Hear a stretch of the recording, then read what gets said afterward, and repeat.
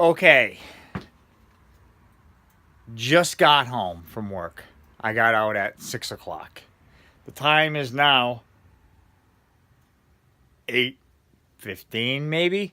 8:30? Yeah. Little problem on the way home. Let me just turn you around here. Show you what happened.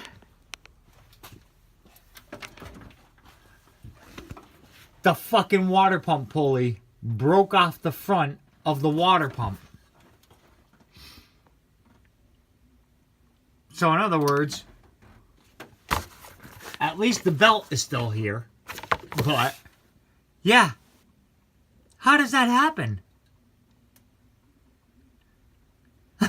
I don't get it. So anyways, yeah, that was scary to limp it home. It was bouncing around 250, 260. You had to drive it for a little bit and shut it off and then coast for however long and then key it, drive for a little bit, shut it off and coast. That was brutal. So, needless to say, tonight we're going to be putting a water pump on. I have a used one. A couple of them. I have a couple used water pumps. I have one upstairs as well. So I'm gonna have to let this thing cool off. It's like hell hot right now. So I'm gonna go in the house for an hour or two and watch some TV, relax, eat some supper, and then we're gonna come out here and we're gonna put a water pump on. I just gotta figure out a drain bucket situation, cause I have one somewhere around here. I just gotta clean it out and find it. I do have 2 gallons of antifreeze there, so I have plenty of antifreeze, but it's just getting the air out of the system is the pain in the ass to get it to bleed. I don't know. I also want to drill some holes in my thermostat to try and get that thermostat to open at 160. Sorry. See if I get it a little cooler when it's idling. So, all right. So that's tonight's adventure. I'm gonna pause you guys and go in and go watch some TV while it cools down, and I'll be back with you in a little bit. My tripod tipped over and I broke my camera mount. Shitty night. Anyway, so I can't videotape while I'm doing stuff, but there's the replacement on the ground, all ready to go. I got my upper hose off. Got thermostat housing and the lower hose off. Got my heater hoses undone. Now it's just, I got the tensioner off and my timing tab. That's off. So now I just got to do, there's 6 bolts. 1, 2, and then 1 down there and another 3 on the other side. When I get those off, I'll take a break and get a little bit more recording. We can see what the hell happened to the front there. Okay. We got the replacement water pump installed. We gotta fill it with some antifreeze now, and we're gonna have to run it to bring it up to operating temperature. Just take some pics. Yeah, what a pain in the ass. Go to sleep. Anyway, Wake up, grab a bite. we're gonna fill it and run it. And boom, your money's on the way. Roger. Hopefully there'll be no other problems and no leaks, but we're soon to find out. 30 seconds. Gonna pause you. It's pretty tricky. Good morning. It is the next day. I am back out in the garage here, and I ran this thing last night and up to operating temperature. Fans came on and all that ridiculousness. Now I'm just checking the fluid, coolant level. Let's grab a flashlight here. There we go. And we are full. So now I get to drive this shitbox into work. See if everything is all good. No blown head gaskets or anything, or anything weird happens. What a shitty night. Anyway, I figured I'd just touch one last little video. I cut it off kind of soon last night. I was really annoyed, if you can't tell from the earlier parts of this video. But there was a whole fiasco last night. Some parts I didn't record. I dropped my fucking tripod, tipped over and broke my camera mount. It pissed me off. Upon everything else that happened. So anyways, I grab the first water pump and I try it, and it's this piece of shit right here. Hold on, let me stay with me here. Let me hit some more lights. Let's see if we can see this a little bit better. There we go. So I grabbed this one first and I put it on. And I really didn't pay that much attention to it. But do you see this? Yeah, this is my original. See how small it is? So I put this one on, and of course it hits right here. Hits the clamp. It comes right up through here. So it's like, okay, I can't use that piece of shit. So then I have another water pump right there, and that one, if you look right here, let me see. If you look right here, that's a forward out. So that comes basically straight out this way. So I couldn't use that one. So my last ditch effort, I remember we did a engine swap at work, and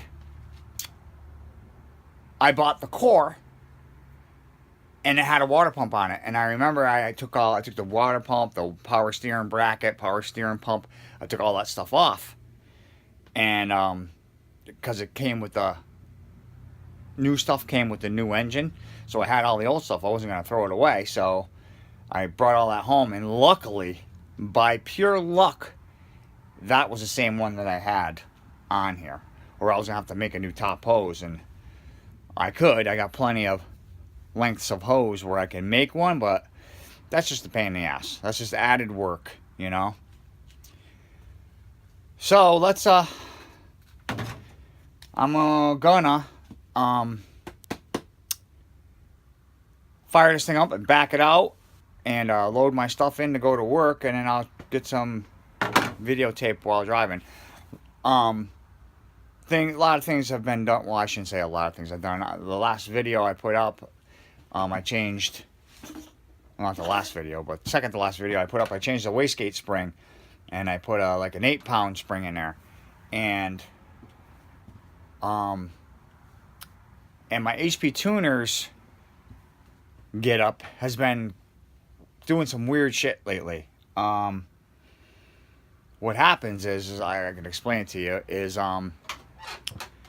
you start the truck, factory gauge is working, everything's working. If I take the HP Tuners cable, the OBD2, and plug it in, the factory gauges stop working. But if I grab the headlight switch that's on auto mode and shut that off, the gauges will work. Neither time will HP Tuners link up. It won't link up to the interface. Now, if I start all over, start from the beginning again. If I start it up and I plug the HP Tuners cable in, the gauges die. If I just leave everything alone and drive the truck, after about 10-15 minutes, the gauges will pop on and HP Tuners will link up no problem. So I got to find out what that problem is next, and I have to get my blower motor working today. I have to. We're getting snow, and I'm not driving my G8 in the snow. the Dodge Route 1500 has a broken CV axle, which I gotta fix. And so this is my only option right now. So I have to get at least the blower. I'll hot wire it just to get the blower motor working on blowing on the windshield. So I have to do something. So anyway, so that's one part. I reconfigured the scanner in HP Tuners to my liking instead of the default mode. And I added a few gauges to that layout. All that rigmarole that I went through with the fucking gas gauge, all I had to do was just create a gauge in HP Tuners, and I could have had one right on my fucking, right on the HP Tuner scanner. I didn't have to go buy a gauge and have to install it. Just should have hooked the fucking wires up, and they would have worked in HP Tuners, and I would have been able to see how much gas I had. So drop the ball on that one. But anyway, I reconfigured my gauges now so I can actually read them while driving, and this thing is making, I want to say, a solid 200 kPa on the map. So I think that's about 8.5, 9 pounds of boost. I'm not sure. That's at 50% on the boost controller. So things are definitely looking in the right direction for horsepower range. And the air fuel is staying right at a 10.8 to 11.3, somewhere in there. So it's definitely kicking some ass. I did order, it's called a crankcase breather system, where I'm gonna have to pull the valve covers off, or maybe put 2 right side valve covers on and get rid of the PCV system. And then the breather goes in where the oil cap would be. And then it's got a valve, a length of hose, a valve, and a flute that you weld into your exhaust. And it sucks. The flute causes a vacuum, and it sucks all your crankcase pressure out. So you don't have to worry about, pushing gaskets out or anything, or crankcase pressure or any of that. So that is my next thing that I'm going to be doing. I got to figure out how I'm going to do it. I might have to relocate coils to down underneath the motor on the side of the motor, which would be kind of cool, because that would look really freaking cool to have any coils on top. Then I could get aftermarket valve covers. I could get, stuff like that. Anyway, I'm rambling. I got to back this thing out, load it up, and then I'll get some video while driving. All right. Hang on, folks. I'm going to pause you.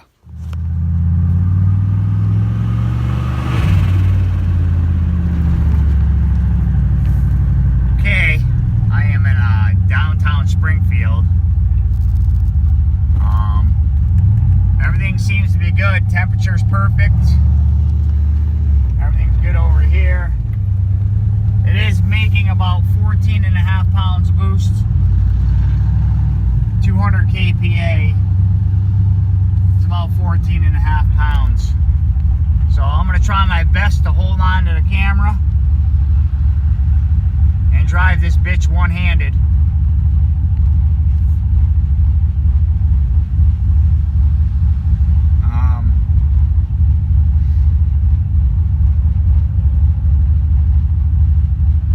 It is definitely a different animal with that spring in here. It's unbelievable.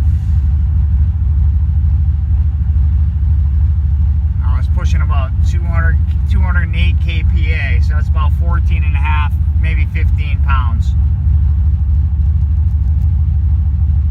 I had plenty of fuel. It was right at a 10.0 air fuel. So it's all good.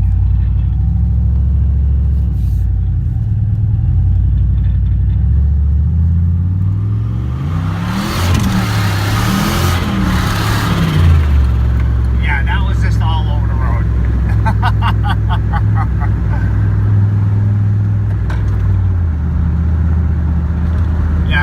crazy. That was all over the fucking road.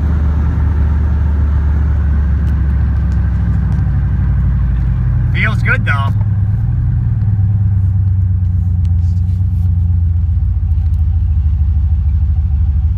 Feels real good.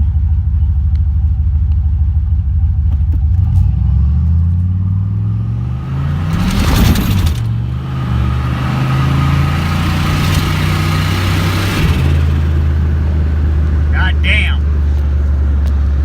This thing's a fucking animal. Holy shit. Alright, well, I'm here, I'm at work. Alright, thanks for watching. Don't forget to like, comment, subscribe. And have a good day. See you around.